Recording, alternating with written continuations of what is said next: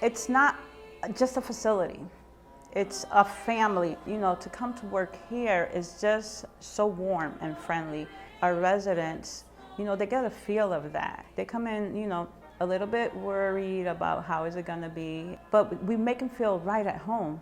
And the important part for everyone is to make sure that we learn as much as we can about that residence, their likes, their dislikes, what their hobbies were, you know, so we could incorporate that into their life so they don't feel like, you know, they're in a strange place and they have lost everything. Mary Wade Home is special. This is home for them.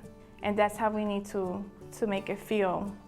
Sometimes in ADC we do have crafting, baking, entertainment that comes from the outside. But as for myself, make sure that every resident has what they need for that particular day that I'm there. They're well fed.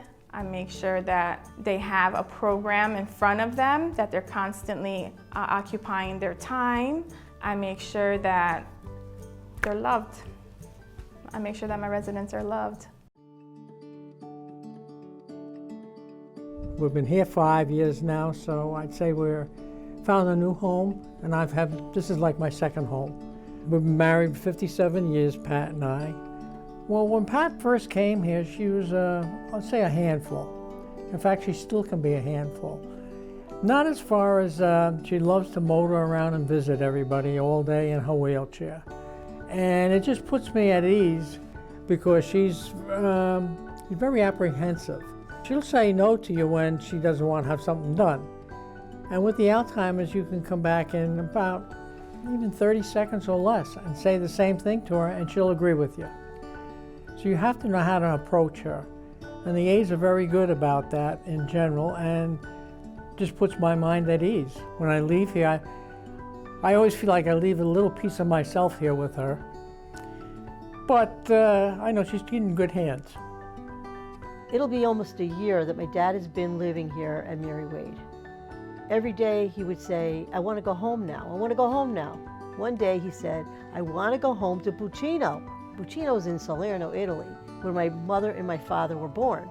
And suddenly I responded to him, yes, I could take you home to Buccino. Let's go, because I recalled that Mary Wade had a beautiful large community room with computers and smart TVs with IN2L. I could call up Buccino, Italy on Google Maps and take my dad home to Buccino.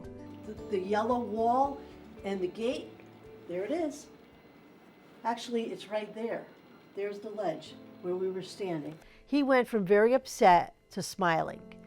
And he was just so happy. And it's heartbreaking for me because he's so strong. Still to this day, he's very, very strong. But the dementia has really changed his life. And it's changed our life because we see our father not capable of doing the things that he did in the past. But, you know, if we can make him smile and happy and change something to make his day better, then, you know, we try different things.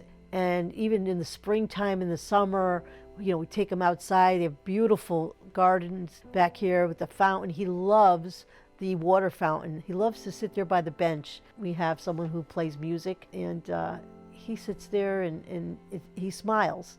Just, it's just great for him. One of the special moments that I remember was one of our residents who went out to the hospital. And when she came back, the daughter asked, hey mom, look who's here. And she looked at me, but she couldn't remember my name. And the daughter said, you don't remember her name? She goes, wait.